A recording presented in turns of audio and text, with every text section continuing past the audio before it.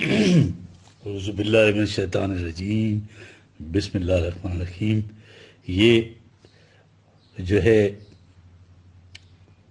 وہ جو فوکس کیا تھا قرآن نے پچھلے لیکچر میں نے بتایا، جو مرکزی نقطہ ہے قرآن کا، انجینئر اویس درانی قرآنی لیکچر کے سلسلے میں جی وہ پچھلی آیات تھی جی 41/34، ٹھیک ہے جی۔ دشمن کو دوست بنانے کا جو سارا راز ہے وہ قرآن بتا رہا ہے کہ استقامت اور برداشت میں مضمر ہے، اور نتیجہ اس کا کامیابیاں اور کامیابیاں، یہ قرآن کہہ رہا ہے۔ فَإِذَا الَّذِي بَيْنَكَ وَبَيْنَهُ عَدَاوَةٌ كَأَنَّهُ وَلِيٌّ حَمِيمٌ، تمہارا دشمن بھی ہوگا نا اگر اس کے ساتھ بھی آپ اس کارانہ انداز سے پیش آؤ گے، ٹھیک، تو دیکھو گے کہ اس کی عداوت کس طرح سے دوستی، گہری دوستی میں بدل جاتی ہے۔ لیکن وما یلقاها الا الذین صبروا، قرآن کہتا ہے اس کے لیے بڑی استقامت کی ضرورت ہے، ٹھیک ہے جی۔ ہاں،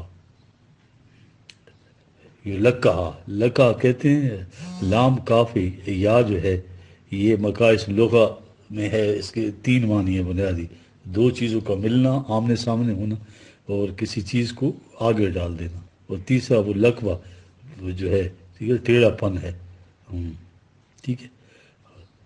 یہ لکا کے معنی توفیق دیے جانے کے بھی آتے ہیں، وما یلقاها الا الذین صبروا، ٹھیک ہے، یعنی اس کی توفیق تو انہیں ملتی ہے جو قوانین خداوندی کی استقامت سے اطاعت کرتے ہیں، اور وہی لوگ اسے حاصل کر سکتے ہیں، ٹھیک ہے نا، یہ بھی ہے۔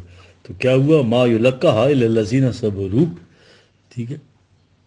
اس دشمن کے ساتھ بھلائی کرو گے تو معلوم نہیں اس کا جو بگڑا ہوا توازن ہے اس میں حسن پیدا کرنے میں کتنا وقت لگے، اور اتنے میں اس کی طرف سے جو رسپانس ہوگا وہ قدم قدم پر کہے گا کہ نہیں صاحب، ایسے شخص کے ساتھ یہ نیکی کرنے والی بات بالکل غلط ہے، بالکل نہیں ہونا چاہیے۔ اگر آپ نے معاشرے میں توازن پیدا کرنا ہے، معاشرے کو بیوٹیفائی کرنا ہے، تو اس کے لیے آپ کو بڑی پرابلمز ہیں سالو کرنی پڑیں گی۔ اس لیے کہا ما یلقاها الا الذین صبروا، ٹھیک ہے۔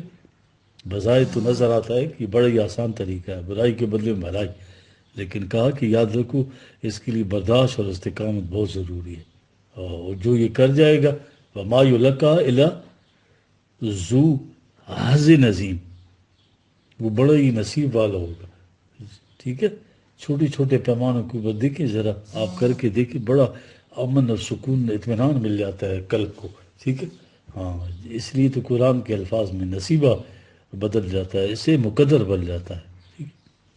قرآن کے نزدیک جو بگاڑ پیدا کرنے والی قوت ہے اس سے بچنے کا طریقہ کیا ہونا چاہیے اور عمل کیا ہونا چاہیے ہمارا۔ یہ آیت ہے 41/36، وَإِمَّا يَنزَغَنَّكَ مِنَ الشَّيْطَانِ نَزْغٌ، ٹھیک ہے۔ یہ نزغہ کہتے ہیں چبونے کو، گھومنے کو، تان کرنے کو، ہاں، وہ باقی سارے معنی اسی سے ماخوذ ہیں۔ یہ محیط المحیط میں بھی ہے، امام راغب افصحانی نے بھی اپنی مشہور تصنیف المفردات فی غریب القرآن میں دیا ہے۔ کسی کام میں خرابی پیدا کرنے کے لیے اس میں گھس جانا۔ تاج العروس اور محیط المحیط میں ہے کہ نزغ بینہم نزغ، کہ معنی ان کے درمیان فساد ڈال دیا، ایک دوسرے کے خلاف ابھار دیا۔ وما ینزغنک من الشیطان نزغ، کہ معنی ہے کہ جب انفرادی مفاد پرستی کا جذبہ کوئی ایسی بات دل میں ڈالے جس سے فساد کا اندیشہ ہو، ایک دوسرے کے خلاف ابھارنے کا جذبہ ہو، یہ ہے وہ اس کا مطلب۔ قرآن اسے شیطان کہہ کر پکارتا ہے، یعنی بھڑکانے والا، مشتعل کرنے والا، ٹھیک ہے۔ یہ چیزیں جو تم کرو گے تو بڑی نیک نیت سے کرو گے، بھلائیاں کرو گے، اچھائیاں کرو گے، لیکن یہ جو آپ کا وہ نفس، آپ کا اپنا نفس جو ہے، ہاں، جو سرکشی جب اختیار کرتا ہے تو یہ دوسروں کو بھڑکائے گا۔ یہ چیز پیدا ہو تو اس کا علاج کو رہا کیا بتا رہا ہے، فاستعذ باللہ، ٹھیک ہے۔ یعنی فاستعذ باللہ، اس کا مطلب یہ ہے کہ اللہ کے پناہ میں آ جاؤ، قوانین خداوندی کی، یہ ہے احکام خداوندی کی پناہ میں آ جاؤ۔ کیوں؟ انہ هو السمیع العلیم، وہ سب سنتا بھی اور جانتا بھی ہے. یہ نہ ہو کہ جس کی پناہ میں ہو وہ کہیں بے خبر ہو، وہ بے خبری میں ہی تمہارا نقصان ہو جائے. ایسا ہو کہ بات ہی نہ سنتا ہو اور اس میں تم چیختے رہو اور بات ہی نہ سنے. یاد رکھو وہ سنتا بھی ہے اور جانتا بھی ہے. یہ قرآن بتا رہا ہے. اب حسن پیدا کرنے کے سلسلے میں پھر قرآن جو ہے نظام کائنات کی جو ہے کنکریٹ مثال سامنے لاتا ہے. جی یہ دیکھیں جی، توازن قائم ہونے کے متعلق قوانین خداوندی کے مطابق ہر عمل ہونے سے دیکھیں کتنا گراں قدر حسن پیدا ہوتا ہے. کائنات کتنے بیوٹی بڑی پیسفلی چل رہا ہے. یہ دیکھیں کائنات نظام، باہر کی دنیا کی طرف ذرا دیکھو. ومن آیات اللیل و نہار و شمس والقمر 41-37. یہ ہمارے قوانین کے مطابق عمل کرنے کا نتیجہ دیکھو، وہی پہ چل رہے ہیں. انگرینڈ ہے وہی ان کے اندر کہ صحیح نظم کے تابع سورج طلوع ہوتا ہے، دن بھر اپنا سفر طے کرتا ہے، شام کو غروب ہو جاتا ہے، پھر دوسرے دن اختلاف لیل و نہار کس استقامت کے ساتھ ہوتا چلا آ رہا ہے. کائنات کے اندر یہ رانائیاں، یہ ان کی کار فرمائیاں اس لیے ہیں کہ قوانین خداوندی کے اعتبار سے اس میں ایک توازن قائم رہے. تم اپنے معاشرے میں انہی قوانین کو عمل کرو تو جس طرح سے یہ نظم و نقش چل رہا ہے اس طرح تمہاری دنیا بن جائے گی. ساتھ ہی یہ بھی کہہ دیا کہ جو سورج اور چاند وغیرہ ان میں اور تم ایک فرق ہے، یہ ان قوانین کے اتباع پر مجبور ہے. کائنات کے ہر نفس کو ہم نے قوانین فطرت میں جکڑا ہوا ہے، اس لیے وہ کچھ کرتے ہیں. اب اگلی آیت سن لیجئے. دنیا کی بہت سی اقوام جو ہے ابتدائی زمانے سے سارے جتنے فلکی کورے ہیں، چاند، سورج، سیارے، زہرہ وغیرہ، ان کو دیوی اور دیوتا مانتے تھے. کہا یہ صاحب اختیار نہیں ہے. یہ سورج اپنی مرضی سے صبح 6 بجے طلوع نہیں ہوتا یا غروب نہیں ہوتا، اور ان کو صاحب اختیار سمجھ کے، اتھارٹی والا سمجھ کے کہیں ان کی پرستش نہ شروع کر دو. لا تسجدوا للشمس وللقمر واسجدوا للہ الذی خلقہم. کہہ رہے ہیں کہ بھائی تم نے اطاعت اختیار کرنی ہے تو اللہ کی اطاعت اختیار کرو جس نے انہیں پیدا کیا ہے. دونوں لفظ میں یہ سارے باطل عقائد دیکھ رہے قرآن کیسے جو ہے تو وہ توہم پرستیاں، مفاد پرستوں کی وجہ سے جو ساتھ ساتھ تردید بھی کرتا جاتا ہے اور ازالہ کر کے ان کی جگہ جو ہے ریپلیس کرتا جاتا ہے صحابہ صحیح قوانین. کہا یہ لیل و نہار قانون کی پابندیوں میں ہے. دیکھیے اس میں کوئی بگاڑ پیدا نہیں ہوتا. ساتھ یہ بھی کہہ دیا کہ خود صاحب اختیار نہیں. ٹھیک ہے، ان کنتم یاہ تعبدون، اگر تمہارا کلیم یہ ہے کہ ہم صرف اللہ کی محکومیت اختیار کر رہے ہیں تو پھر دنیا میں کسی اور قوت کی محکومیت تو اختیار نہیں کر سکتے آپ. ٹھیک ہے، ان سے کہا کہ تم یہ بات ان سے کہتے چلے جاؤ.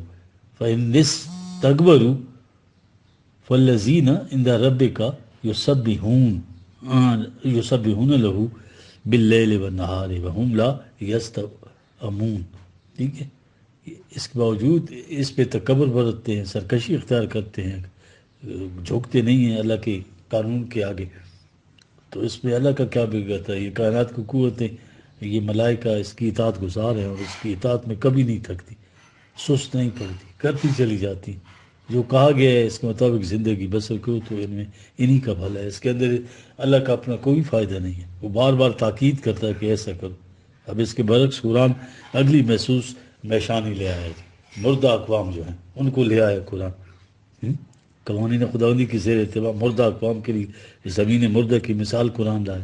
یہاں لیل و نہار کو جو اختلاف ہے صرف اس کی نشانی دی تھی. ایک اور دلیل یا نشانی ہے جسے قرآن پیش کر رہا ہے. کہتے ہیں وَمِنْ آیاتِهِ أَنَّكَ تَرَى الْأَرْضَ خَاشِعَةً. ٹھیک ہے، ذرا غور کرو، یہ زمین مردہ خشک پش مردہ ہے، خاشعہ پش مردہ ہے. ٹھیک ہے، اس کو خاشعہ کہتے ہیں.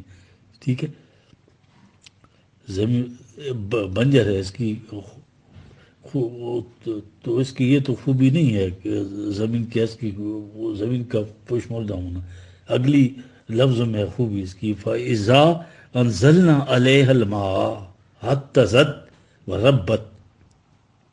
اس پہ پانی کا چھیٹا پڑتا ہے، بارش کا چھیٹا پڑتا ہے تو پہلی چیز اس میں اعتزاز ہوتا ہے، شادابی اور ہل جاتی ہے وہ. ٹھیک ہے، سب کے لیے ایک لفظ ہے. پھر اس میں سے حیات تازہ کی نمود ہوتی ہے. یہ ربط کہا جب اس قسم کی مدہ زمین آسمانی برسات کے ایک چھینٹے سے خشکی اور پشمردی اور سبزی اور شادابی میں بدل جاتی ہے. اس کی وہ جو موت تاری تھی اس کی جگہ زندگی کی نمود ہو گئی. تو سوچو ان الذی آیاہا، جس اللہ کا قانون اس قسم کی زمین میں تبدیلی پیدا کر دیتا ہے، اس کو زندگی عطا کر دیتا ہے، لمحی الموت، کیا وہ مردہ اقوام کو زندگی نہیں دے سکتا؟ اسی طرح جو ہے اقوام متحدہ وہ اقوام جو مردہ ہیں، ٹھیک ہے نا جی، تو ان کے لیے زندگی، ان کا اسی سے وہ زندگی ان کو ملتی ہے، ٹھیک ہے جی۔ دیکھ رہے ہیں؟ اب اس خشکی و پشمردگی کو سرسبزی اور شادابی کے لیے ایک چھینٹے کی ضرورت ہے۔ زمین کے لیے بھی وہ چھینٹا آسمان کی برسات سے آتا ہے، قوموں کے لیے یہ جو ہے وحی کے ذریعے یہ بارش آئے گی۔ قرآن اس کو بھی سما کہتا ہے، اوپر سے دونوں نازل ہوتے ہیں۔ دیکھا، یہ بتایا کہ ہمارے قانون کے تابع کس قدر تبدیلیاں واقع ہوتی ہیں، کیسا تحیر انگیز انقلاب آتا ہے۔ زمین مردہ لہلہاتی ہوئی سرسبزہ اور شاداب حیات تازہ کی کھیتیاں اس میں نمود ہو جاتی ہے۔ اس طرح سے جس اللہ نے یہ کیا ہے، جس کے قانون نے یہ کیا ہے، وہ مردہ اقوام کو بھی زندگی عطا کر سکتا ہے، اور جسے آپ مردہ کہتے ہیں، مردوں کو بھی آخرت میں زندگی عطا کر سکتا ہے، یاد رکھیں۔ قرآن نے جو ہے مردے یا زندگی صرف آخرت کے لیے نہیں کہا، بلکہ یہاں کی مردہ اقوام کو بھی اس نے مردہ کہا ہے۔ اس میں جو حیات تازہ پیدا ہوتی ہے، اسے بھی اس نے حیات نو سے تعبیر کیا ہے، ٹھیک ہے۔ اور اسی دنیا کے اندر مردہ اقوام کو بھی زندگی عطا کرتا ہے۔ انہ علی کل شیء قدیر، اس نے ہر شے کے لیے پیمانے مقرر کر دیے ہیں، قوانین ہیں اس کے، لیکن ان کے لیے ایک توازن کی صحیح اس کی ضرورت ہے، توازن کی۔ قرآن یہ بتا رہا ہے، اور حسن کے لیے صحیح توازن، اسی طرح اقتدار اور قوت میں بھی توازن، ٹھیک ہے۔ یہ ہے قرآن جو بتا رہا ہے۔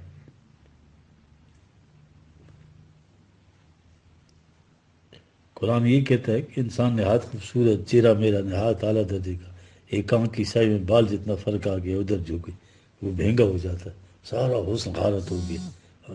یہ کس چیز سے؟ ذرا سا تناسب بگڑا، بال برابر، پروپورشن بگڑنے سے۔ دیکھ، اچھی بھلی کرسی پر بیٹھے رہی، کسی ایک طرف سے اس کا پایا جھک جائے، دیکھیں پھر ذرا سا توازن بگڑا، لغزش آ گئی۔ یہ ہے چیز زندگی کے اندر بھی، یہ دیکھیے، ہمدردی، توازن کی ساری اچھی چیزیں ہیں، لیکن ان میں انتہا تک آپ چلے جائیں، یہی چیزیں قوموں کی موت کا باعث ہو جاتی ہیں۔ قوت، اقتدار اچھی چیزیں ہیں، نما ہے اللہ کی۔ اگر قوت ظالم کی کلائی مروڑنے کے بجائے مظلوم کے سینوں میں چھرا گھوم دے تو یہی سب سے بڑا ظلم ہے۔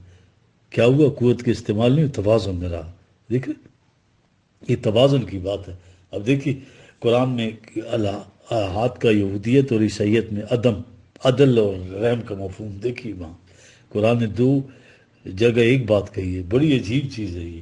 جی ہاں، ان الذین یلحدون فی آیاتنا لا یخفون علینا، یہاں یلحدون فی آیاتنا آیا ہے، یعنی 41-40 ہے۔ ہمارے یہاں یہ الحاد کا ایک لفظ ہے، الحاد تو فسق و فجور ہو گیا، کہ جس نے ذرا یہ مغرب زدہ ہو گیا تو بے دین ہو گیا۔ یہ اب ہماری قبر میں لحد الگ نہیں بنتی، بیچ میں ایک گڑھا کھود کا دبا دیتے ہیں، ورنہ پہلے سیدھے گڑھے کھوتے تھے، پھر ایک طرف اس کے گڑھا کھوتے تھے، اس کو لحد کہتے ہیں۔ بنیادی معنی یہ ہے کسی ایک طرف نکل جانا۔ قرآن نے کہہ دی یہ بات، اس نام ہے توازن کا، پرپورشن کا۔ اچھی سے اچھی چیز ہو، اگر اس میں ایک طرف آپ نکل جائیں تو قرآن کہتا ہے پھر وہ توازن نہیں رہے گا، بھلائی نہیں رہے گی۔ یہودیوں نے اللہ کا جو عدل تھا اس کو ہاں لیا، ان کا یہ ہے کہ صاحب توبہ کی بات ہی نہیں ہے، ایک دفعہ کسی سے لغزش ہوئی تو گیا، ختم ہوا، باز افرینی کا کوئی وہاں موقع ہی نہیں ہے جی۔ جب اس کے بعد انجام نظر آیا پھر ہمیشہ کے لیے جانا، میں تو کہا نہیں، وہ بزرگ آ کر چھڑا لیں گے۔ یعنی خود ہی بات ہے کہ عیسائی آئے تو انہوں نے کہا نہیں، عمل وغیرہ کوئی شے ہی نہیں ہے، عیسیٰ علیہ السلام کے کفار پہ ایمان ہونا، گاڈ از مرسی، ٹھیک ہے جی، اللہ رحم ہے، یا عدل نہیں ہے، صرف رحم ہے، اور اللہ کا رحم آتا ہے حضرت عیسیٰ کی کفار پر ایمان لانے سے۔ انہوں نے کیا کیا؟ رحم بھی اچھی چیز، لیکن یہ الحاد ہے، ایک طرف کو نکل گیا۔ دیکھ رہے عمل کچھ ہے ہی نہیں، صرف رحم ہی ہے۔ عدل بھی اچھی چیز ہے، لیکن وہ عدل میں اس درجے تک نکل گئے کہ انسان کے لیے باز افرین کا موقع ہی نہیں ہے۔ قرآن نے کہا نہیں، یہ دونوں چیزیں الحاد ہیں، ایکسٹریمسٹ، انتہا پسندی ہے۔ اعتدال کی راہ یہ ہے کہ عدل ہے اللہ کے قوانین کے مطابق فیصلہ کرنے کا نام، اس میں لغزش ہو جاتی ہے تو باز افرینی کے مواقع ہیں، ٹھیک ہے جی۔ جو یہ سیئات ہیں وہ حسنات کے ذریعے دور ہو جاتے ہیں، ان الحسنات یذہبن السیئات۔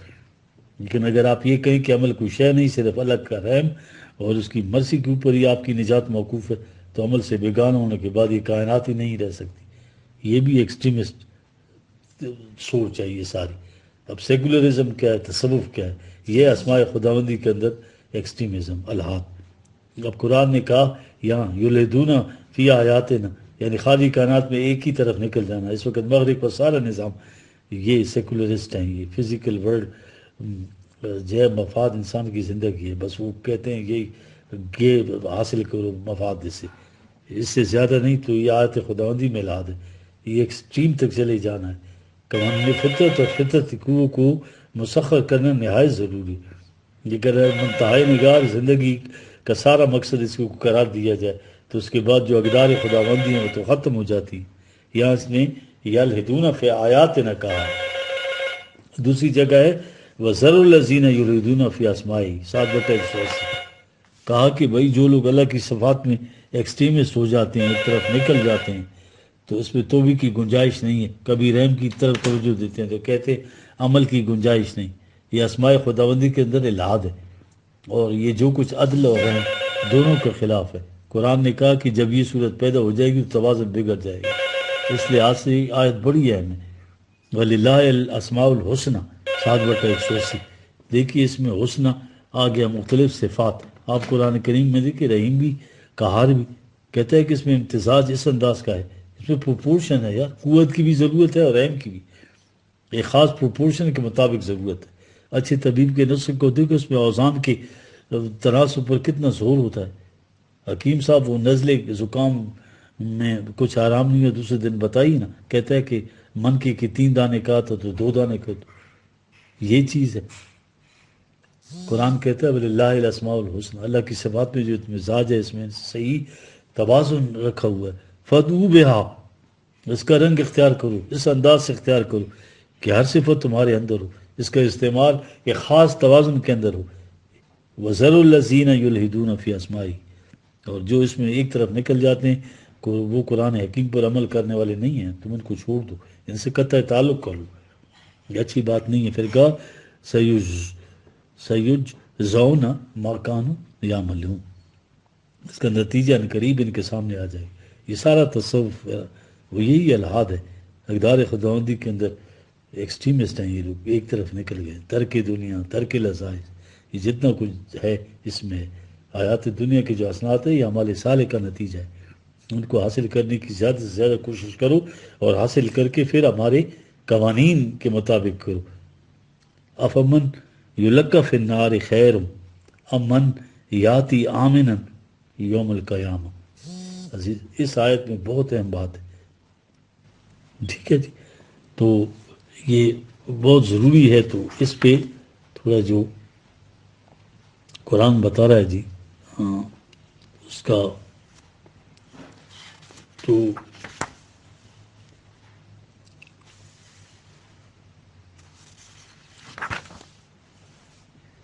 اس کو جو ہے تو جی لکھتے ہیں اس کو، اس آیت کو جی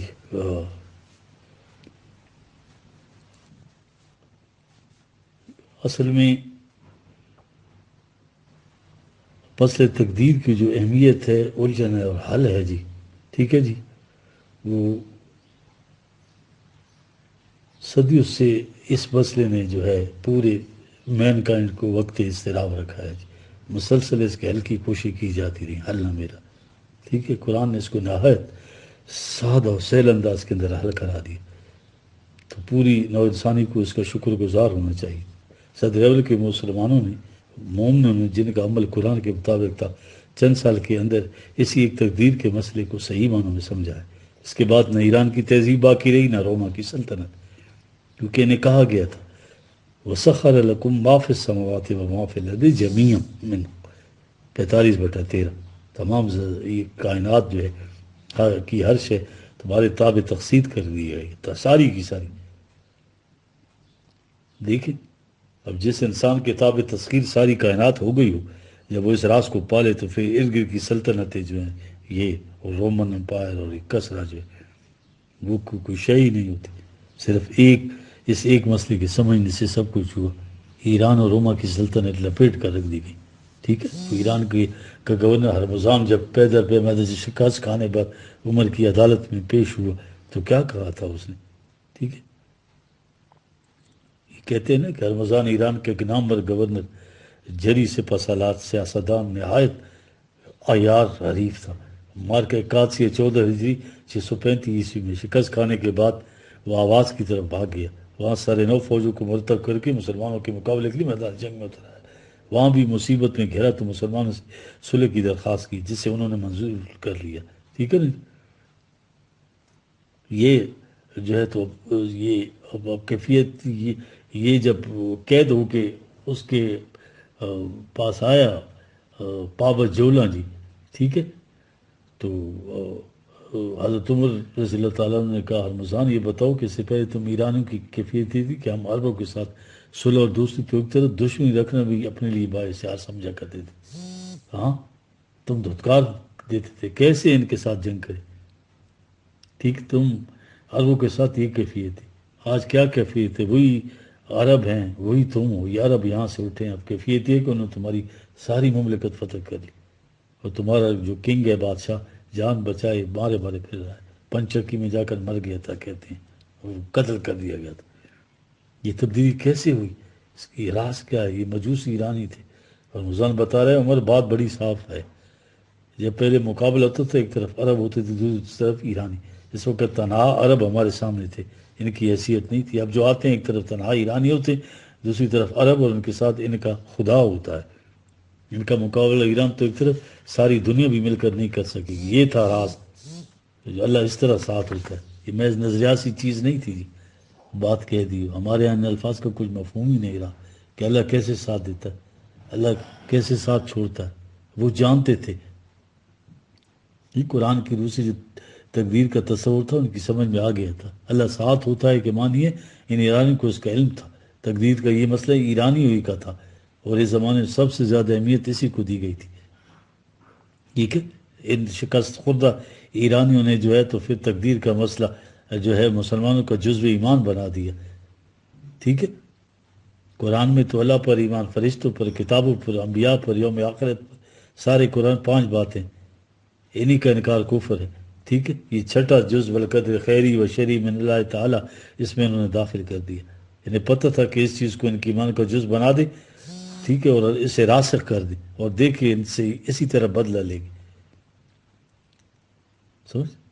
ٹھیک ہے، سب کام اپنے کرنے تقدیر کے حوالے، نزدیک عارفوں کی تدبیر ہے تو یہ ہے۔ ٹھیک ہے، یہ حالت بن گئی، تقدیر کے اس ایمان نے مسلمانوں کو راک کا ڈھیر بنا دیا۔ ٹھیک ہے، یہ وہ چیز ہے، تقدیر کے اس مسئلے کا پس منظر عالم امر اور اللہ کی مشیت۔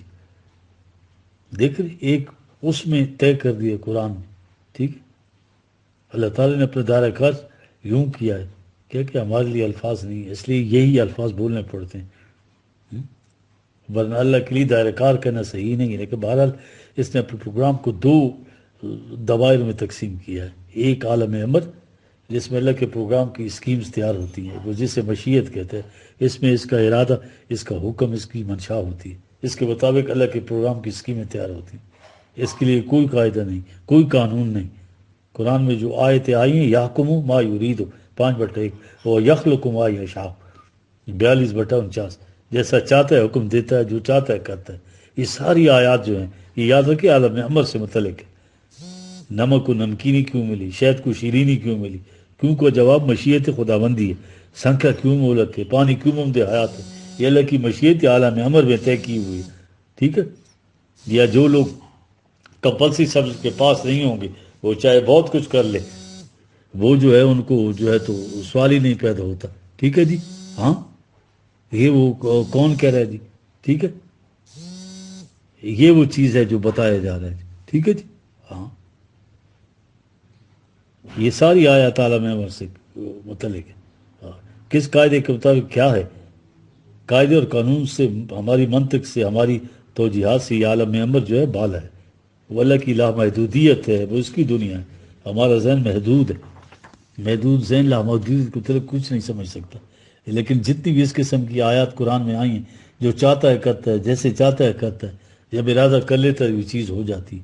یہ اللہ کی اسکیم عالم امر میں ہے، قرآن ان آیات میں بیان کرتا ہے. ٹھیک ہے، اللہ کی نے عالم امر ہر شے کے لیے قانون بنا دیے. ٹھیک ہے، یہ دیکھیں وقت جالا اللہ لکل شین قدرا جی 65%. ہر شے کے لیے ہم نے قانون بنا دیے. قاعدہ ہے، قانون یہ ہے کہ اتنا سنکھیا جو ڈاکٹر کی مشق کھاؤ گے تو تقویت دے گا، ذرا سے بڑھو گے تو مہلک ہو جائے گا. یہ پیمانہ اس کے لیے مقرر ہے، یہ قانون ہے. ٹھیک ہے، لکل شین قدرا 65/3. کائنات کی ہر شے کے لیے اس نے قانون بنا دیا. ٹھیک ہے جی. ہاں، اس حد تک پانی ممد حیات ہے. ٹھیک ہے، دیکھ لیں یہ اس کا قانون ہے. اس سے آگے جائیے تو وہ مولک ہو جائے گا. یہ پانی کی تقدیر ہے، یہ پانی کا خواص ہے، تاثیر ہے، یہ قانون ہے.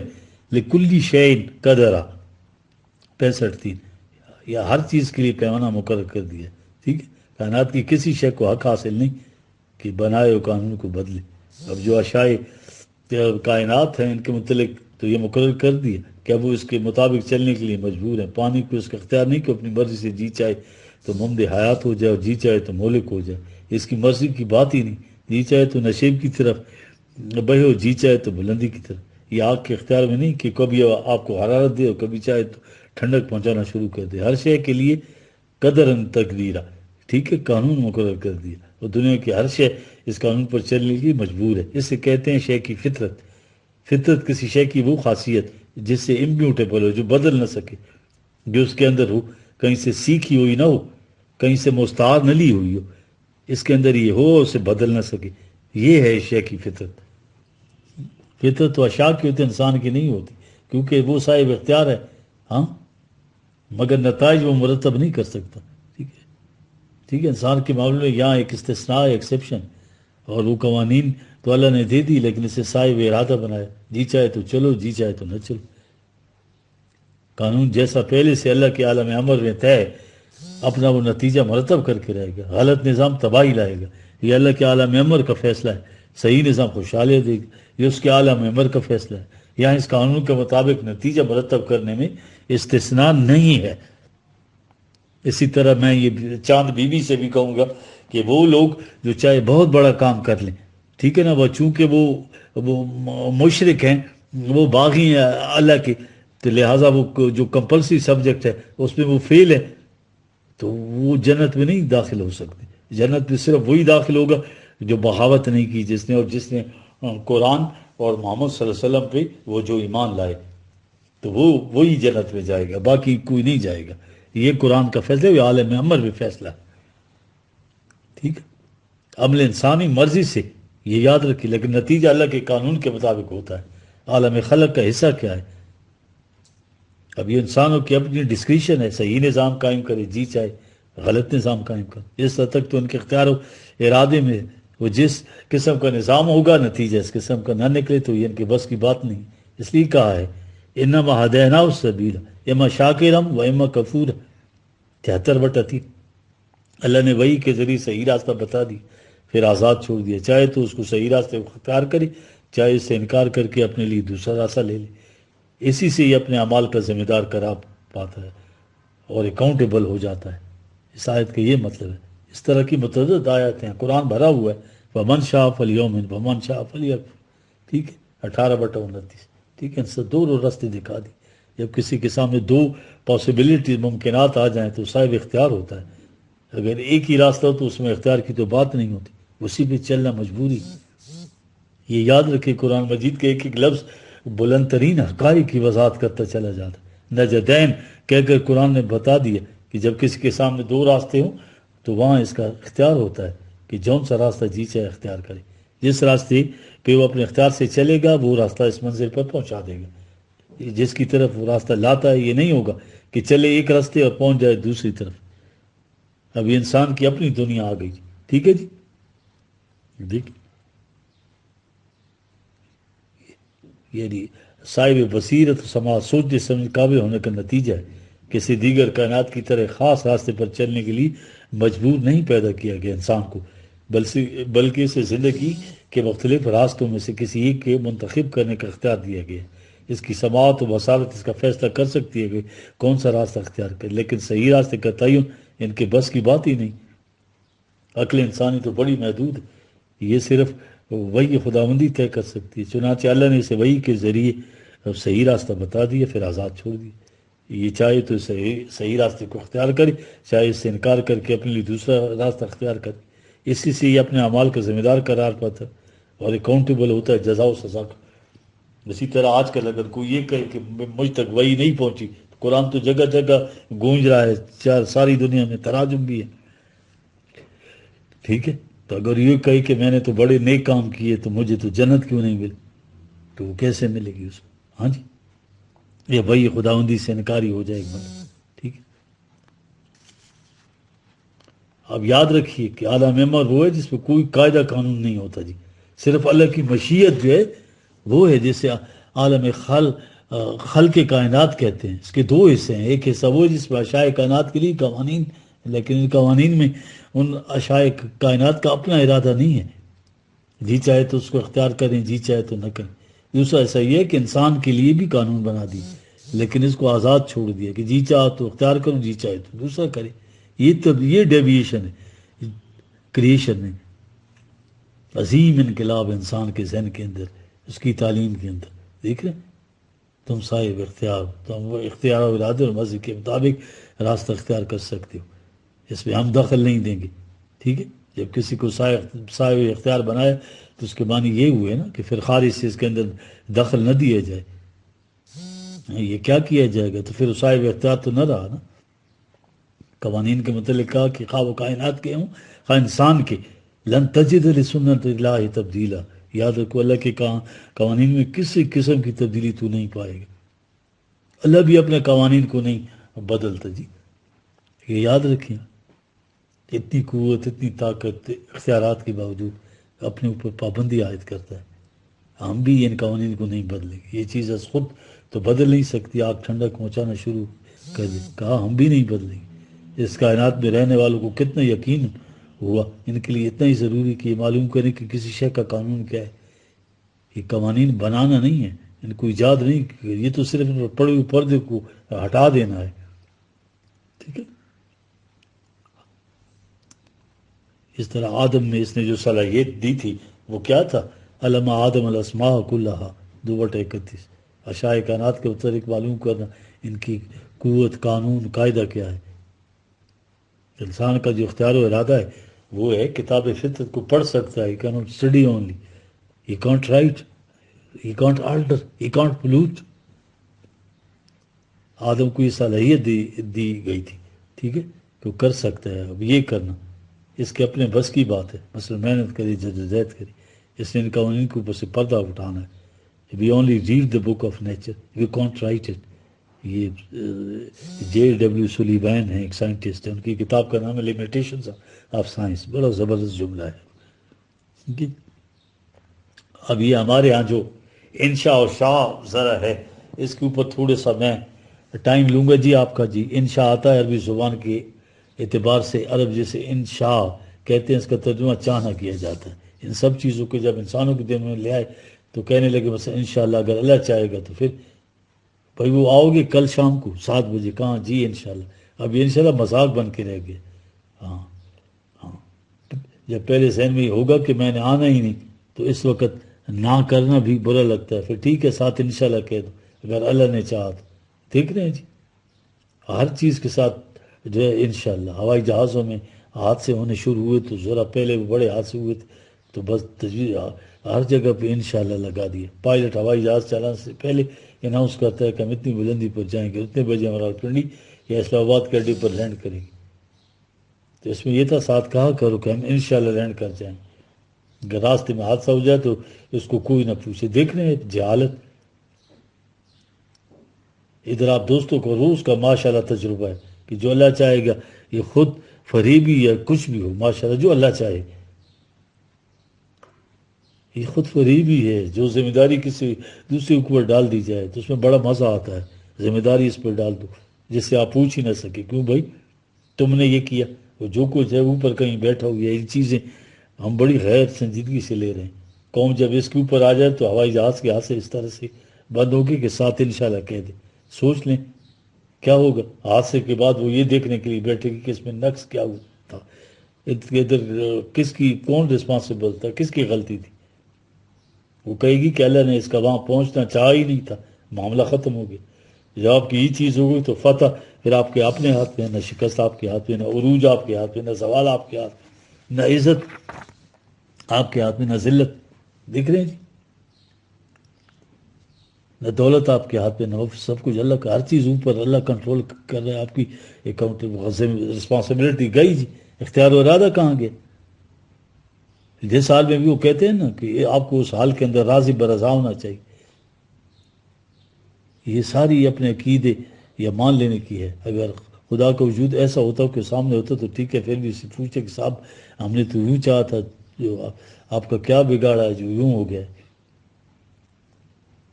اس سے اس قوم نے جو اپنے آپ کو فریب دیا ہے، اس سے جو نقصان ملا ہے وہ ہمارے سامنے ہے۔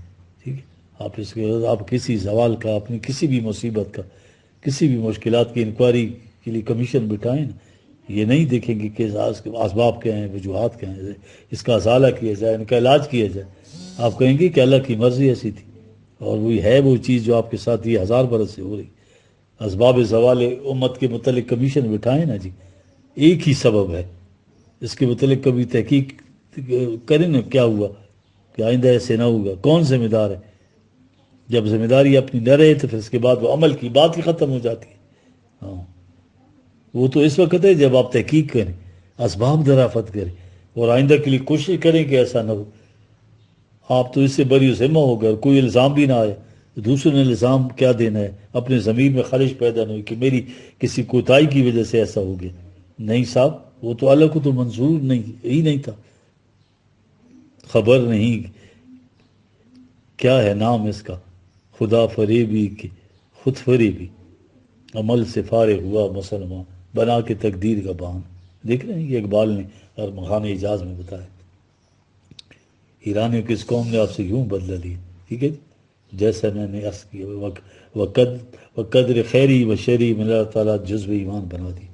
میں نے کہا تھا اتنا بڑا اہم مسئلہ، مشکل مسئلہ بنا ہوا ہے، دیکھا کتنی بات صاف ہوگی۔ عالم امر کو الگ کر دے، عالم امر کو، جیسے قرآن نے کہا انما امرہ اذا ارادہ شیئا ان یقول لہ کن فیکون، 36/82۔ دیکھیں، اس نے اپنے عالم امر کو الگ کر دیا، کہا ہے کہ وہاں ہماری مشیت چلتی ہے، ہم جیسا چاہتے ہیں کرتے ہیں، یہ تمہاری دنیا ہے۔ اعملوا ما شئتم، 41/40، اپنی دنیا میں اپنی مشیت کے مطابق کام کرو، اور جو ہماری دنیا عالم امر ہے اس میں ہماری مشیت ہے، یہ ہے اعملوا ما شئتم۔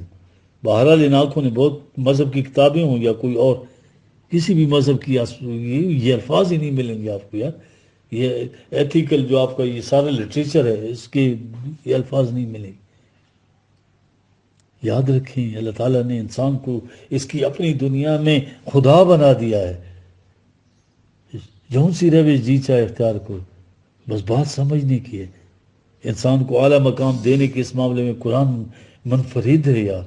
سوچیے اس نے اس سے انسان کو کیا مقام عطا کیا ہے اپنی دنیا کے اندر، اس نے اس کو اپنا دنیا کا منیچر گاڈ، خودی کی زد میں ہے ساری خدائی، وہاں کہہ دے کہ ہماری مشیت چلے گی، لیکن تمہاری مشیت تمہارے اس میں چلے گی، اس کے بعد کچھ اور کہنے کی گنجائش ہے یار؟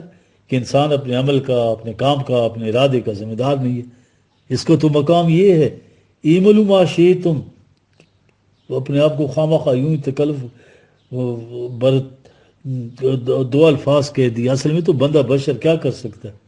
ٹھیک ہے، اس کو لاکھ بار دہرائی، اس کو اس قوم کے دماغ میں ڈالیے، کیا کوئی چھوٹی چیز ہے؟ انقلاب ہے یار، انسان کا ذہن تصور نہیں کر سکتا کہ وہ جس کی کائنات میں اپنی مشیت ہے وہ انسان سے کہتا ہے کہ معلومہ شئتم، جو کچھ تمہارے جی میں آئے کرو، جو روش چاہو اختیار کر لو، کوئی لا اکراہ، بس کچھ سمجھ لینا ضروری ہے۔ اب سوال یہ ہے کہ وہ کیا سمجھے؟ عمل کی دنیا میں مرضی انسان کی، لیکن نتائج پر جو ہے اللہ کا کنٹرول ہے، یاد رکھو۔ انہو بما تعملون بصیر، آگے یہ بھی کہا 41 جو کچھ تم کرو، کرنے کے بعد پھر اپنی مرضی کے نتائج لے لو۔ نتائج تو اس قانون کے تحت ہی مرتب ہوں گے جو ہم نے طے کر دیا عالم امر۔ یہ کہ دیکھنے والا، لیکن اس نے اپنے آپ کو صرف دیکھنے والا کہا ہے، وہ آبزرور ہے، دیکھتا ہے صرف، دخل نہیں دیتا۔ دیکھ رہے ہیں آپ، ہو تمہاری آزادی ہے، اعملوا ما شئتم، اس کو دہراؤ، تقدیریں بدل جائیں گی. یہ الفاظ جو ہیں بولنے پڑتے ہیں، اس کی تو تقدیر کوئی نہیں ہے. تقدیر چیزوں کی ہوتی ہے، انسان تو صاحب اختیار و ارادہ ہے، اس کی تقدیر کہاں سے آ گئی؟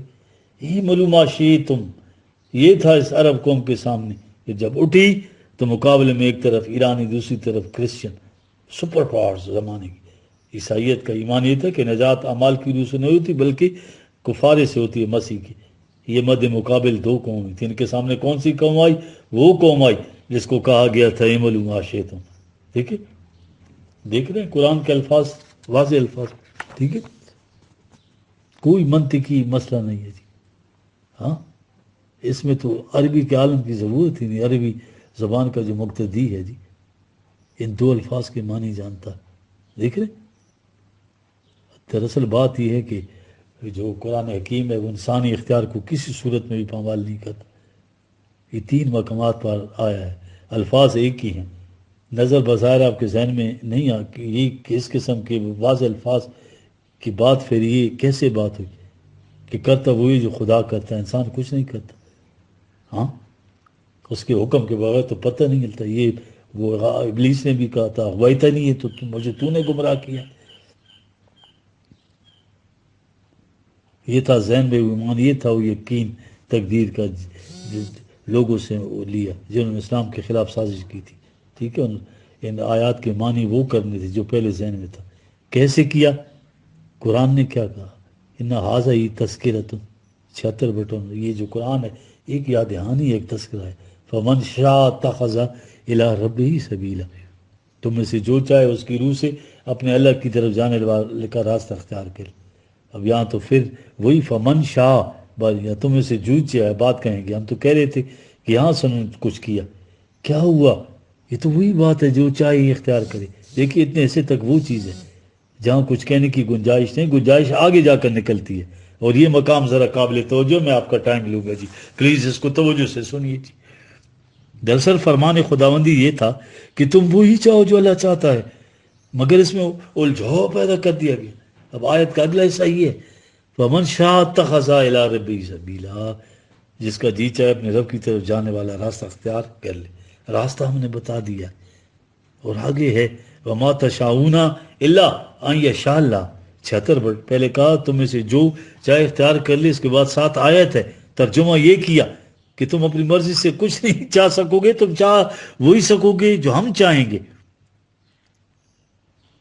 یہ دیکھیں جی، یعنی فمن شاء اتخذ الی ربہ سبیلا، یہ 7 ہی آیت الفاظ پڑے ہوئے ہیں یار، اور یہ ترجمہ کر دیا وما تشاؤون الا ان یشاء اللہ کا. دیکھ رہے ہیں اس کو کیسے مسخ کیا جاتا ہے. وہ سوچے ہوئے معنی تو لانے ہیں نا، جو مجوسیوں والے ایمان ہے کہیں وہ نہ چلا جائے. وما تشاؤون الا ان یشاء اللہ، یعنی خود تم کوئی نہیں چاہ سکتے، تم وہی کچھ چاہو ہاں جو اللہ چاہے. تمہارے چاہنے کے اوپر بھی اس کا کنٹرول ہے، تمہارے اعمال پہ ہی نہیں، تم کچھ کر ہی نہیں سکتے، تم جو کچھ چاہ ہی نہیں سکتے بجوز اس کے کہ جو ہم چاہیں. یہ ترجمہ کیا. پھر پوچھیں ان سے جی وہ آپ کا انتخاب اور ارادہ اور آپ کی مشیت کہاں گئی؟ ٹھیک ہے، اس نے کہا ہم نے تمہیں یہ صلاحیت دی، اختیار و ارادہ دی، تم جو چاہو، لیکن ایک ساتھ یہ بھی کہہ دیا کہ تم کچھ اور چاہ ہی نہیں سکتے. دیکھ رہے ہیں ذہن میں کلیش پیدا ہو گیا، کنٹرڈکشن ہو گئی. ایسے خدا کے متعلق آپ کیا کہیں گے؟ ایک طرف وہ کہے کہ جس کا جی چاہے وہ صحیح راستہ اختیار کر لے، اسی سانس میں وہ کہے کہ وہ چاہنے والی بات جو ہے وہ تمہاری اپنی نہیں ہے، تم کچھ اور چاہ ہی نہیں سکتے بجوز اس کے جو ہم چاہیں. قرآنی الفاظ کو اپنی مرضی کے معنی پہنانا شرک عظیم ہے. تمہیں چاہیے کہ تم وہی چاہو جو ہم چاہتے ہیں. وما تشاؤون الا ان یشاء اللہ، یہ 36 ان سے کہہ دو کہ اسی صورت میں ہو سکے گا کہ تم اپنے اختیار ارادے کو قانون خداوندی سے ہم آہنگ کر لو، تم ویسا ہی چاہو جیسا قانون خداوندی کا منشا ہے. یہ ہے وہ بات. ٹھیک ہے، عربی زبان کے قاعدے کی روح سے یہ جو الفاظ ہیں وما تشاؤون الا ان یشاء اللہ، ان کا مفہوم کوئی مشکل نہیں ہے جی. یہ ٹھیک ہے، تو بہت بڑا جرم ہے کہ خدا کا کلام ہو، اس سے اپنی منشا کے مطابق مفہوم تیار کر لے بندہ. ٹھیک ہے، جہنم منہ لے لے. کسی عربی والے سے پوچھے نا جی اس کے معنی یہ کہ ہم نے کہا ہے کہ تم جو راستہ چاہو اختیار کرو، جو چاہو تم کرو، لیکن اتنی بات ہم تمہیں تمہارے فائدے کے لیے بتا رہے ہیں کہ تمہیں چاہیے کہ وہی چاہو جو ہم چاہتے ہیں۔ یہ اللہ کا کلام جس کو کہتے ہیں، پورا اختیار و ارادہ بھی ہے، کہا تمہیں چاہیے کہ تم وہی چاہو جو ہم چاہتے ہیں۔ اللہ تعالیٰ بھلائی کا راستہ دکھاتا ہے، مگر اس میں چلاتا نہیں ہے۔ چلنا خود ہوتا ہے، انگلی پکڑ کے نہیں چلاتا یار، پھر تو اختیار و ارادہ پیرالائز ہو گیا آپ کا۔ ہاں، پتھر شجر اور کائنات کی باقی لوگوں کی طرح مجبور ہو گئے کیا؟ یہ تو پروگرام نہیں ہے۔ پھر سن لیں، صاحب اختیار و ارادہ بنایا، فمن شاء اتخذ الی ربہ سبیلا، جس کا جی چاہے وہ راستہ اختیار کر لی، جسے اللہ کے نظام ربوبیت کی طرف لے جائے۔ یہ تمہارے اختیار میں ہے، تمہارے ارادے میں ہے، یہ جو راستہ جی چاہے اختیار کر لو، لیکن اتنی سی بات تمہارے فائدے کی ہم بتا دیتے ہیں، ٹھیک ہے جی؟ یہ چیز ہے کہ وہ راستہ اختیار کرو جو اللہ تمہاری بھلائی چاہتا ہے، ٹھیک ہے؟ یہ ہے ٹو پاسبلٹیز، ہاں، آزاد چھوڑ دیا، جو راستہ جی چاہے اختیار کرو، لیکن اتنی سی بات ہم تمہیں بتا دیتے ہیں کہ جو راستہ ہم چاہتے ہیں تم اختیار کرو، وہ اختیار کر لو گے تو بڑے فائدے میں رہو گے۔ یہ ہے قرآن۔ انسان کو چاہیے کہ اپنی مرضی کو اللہ کی مشیت سے ہمانگ کر دے۔ دیکھ رہے ہیں؟ یہ راضی رضا ہونا ہوتا ہے۔ سارا قرآن جسے آپ قرآن کے احکام کہتے ہیں، قرآن کی تشبیہات کہیے، اقدار کہیے، اصول کہیے، اللہ ہمارے متعلق کیا چاہتا ہے، ہمارے ارادے میں وہ دخل نہیں دیتا۔ صرف یہ چیز ہے کہ تم وہی چاہو جو ہم چاہتے ہیں، کہ تم چاہو۔ پھر اس صورت میں تو بتانا ضروری تھا اس باب میں اللہ کی مشیت کیا ہے۔ عام الفاظ میں یہ کہ تم اپنی مشیت کو اللہ کی مشیت سے ہم آہنگ کر لو، اپنی مرضی سے، اپنے ارادے سے، ہماری مشیت کے ساتھ۔ اس کو صفت اللہ کہتے ہیں۔ ہمارا ایک رنگ ہے، تم نے چاہے اپنا دوپٹہ اس رنگ میں رنگو تو اپنی مرضی سے اللہ ہی کے رنگ میں کیوں نہ رنگ لو، اس طرح اللہ ہی کے رنگ میں ہم آہنگ ہو جاؤں۔ قرآن نے اس کے لیے نہایت واضح الفاظ میں کہا، مومنین کا بلند ترین مقام، ان کی علامت، ان کے اعمال کی خصوصیات، رضی اللہ عنہم و رضوا عنہ، 5/119، ٹھیک ہوگی؟ یہ ترجمہ کیا اللہ ان سے راضی و اللہ سے راضی۔ بڑی ایبسٹریکٹ غیر محسوس سی بات ہے یار۔ آپ کو کیسے معلوم ہوا ذہن کے اندر کہ اللہ راضی اور وہ راضی؟ یعنی پھر تقدیر پہ آگے، ٹھیک ہے جی؟ جبر کا مسئلہ، وما تشاؤون کا ترجمہ تم چاہ ہی نہیں سکتے بجز کی جو خدا چاہے، ٹھیک ہے جی؟ رضی اللہ عنہم و رضوا عنہ، اس کے لیے راضی برضا ہونا ہے، یہ بھی مرضی یار کے خلاف نہ ہو۔ دیکھ رہے ہیں اس آیت کا یہ ترجمہ کیا۔ انگریزی والوں نے تو پلیزڈ ہی کر دیا، خدا کی رضامندی حاصل کرو، خدا کی خوشنودی حاصل کرو، اس سے یہ سارا مقصود ہے۔ اپنے ذہن میں فیصلہ کر لیتے ہیں، ٹھیک ہے، اس سے خدا راضی ہوگا۔ کیسے ہوا جی؟ اس کے خلاف شکایت تک مت لاؤ۔ یہ جو ایران میں تقدیر کا مسئلہ چاہا تھا، جب ایک چیز پہلے سے ذہن میں طے کر لی جائے تو قرآن مجید نے کہا تھا اسی قرآن سے لوگ گمراہ ہوں گے، ٹھیک ہے؟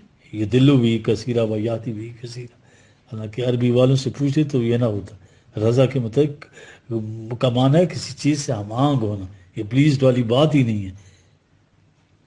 کہا تھا مومن ہوئے، انہوں نے یہ کچھ کیا، انہوں نے اللہ کی مشیت کے مطابق کیا، یعنی کیا کہ یہ ان کا عمل ہماری مشیت سے ہم آہنگ ہو گیا، ہماری مشیت یا قانون کے نتائج جو ہے ان کے عمل سے ہم آہنگ ہو گئے، ٹھیک ہے؟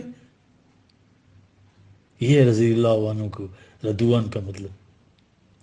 چو فنا اندر رضائے حق شبت، بندہ مومن قضائے حق شبت، ٹھیک ہے؟ قضائے حق یا تقدیر یزداں کا مفہوم و تصوف میں دیکھیں، یہ خدا کی رضا میں فنا ہونا، تو ایک تو تصوف والوں میں آ گیا، پھر وہی ہوا مرضی یار کے خلاف نہ ہو جی۔ جی یہ رضی اللہ عنہم و رضوا عنہ، اگر تم اپنے چاہیے کو، اپنے مقصد کو، اپنے اس مدعا کو، اپنی آرزوؤں کو جو اللہ چاہتا ہے کرو تو اس کے مطابق کر لو گے، تو جو کچھ تم کرو گے در حقیقت یہ نہیں ہے کہ تم کر رہے ہو، وہ تو خدا کی مشیت کر رہی ہے، قضائے حق ہو جاتی ہے۔ اس لیے قضائے حق صرف یہ ہے کہ خدا کا فیصلہ تھا کہ یہ راستہ اختیار کرو، تم نے اختیار کر لی، تم قضائے حق ہو گئے۔ اب بس ہے شکوے تقدیر یزداں کہ تو خود تقدیر یزداں کیوں نہیں ہے۔ تقدیر یزداں وہی کہ جو کچھ اللہ چاہتا ہے تم اس کے مطابق کیوں نہیں چاہتے۔ اس میں آپ کی اپنی مرضی اور ارادہ جو وہ انتخاب جو ہے سلب نہیں کیا گیا، مرضی ہے، لیکن وہ اللہ کی مشیت سے ہم آہنگ ہو جائے، یہی چیز ہے جس پہ اقبال یاد آ جاتا ہے، تیری دعا ہے کہ وہ آرزو تیری پوری، جی میری دعا ہے تیری آرزو بدل جائے۔ یہ بدلنا کیسا ہے؟ ویسے تو ہم یہ بدلنا کیا ہے جی؟ اپنے اغراض کے مطابق نو، بدلنا یہ کہ جو اللہ چاہتا ہے تم کرو، تو تم اس کے مطابق اپنی آرزو بدل لو، یہ لاؤ۔ اور اللہ کیا چاہتا ہے انسان کے لیے؟ ایک آیت ہے یار، دونوں باتیں قرآن کہہ گیا، 7/176، ٹھیک ہے۔ ولو ولو شینا لرفعناہ بہا، ہم تو چاہتے تھے تمہیں قرآن کی کے ذریعے رفت اور بلندی تک پہنچا دیں، ولا کرنا ہوا اخلد الی الارض، جس کا بخ کو دیکھو زمین کے ساتھ چمٹا ہوا ہے، پستیوں میں چمٹا ہوا ہے۔ ہم تو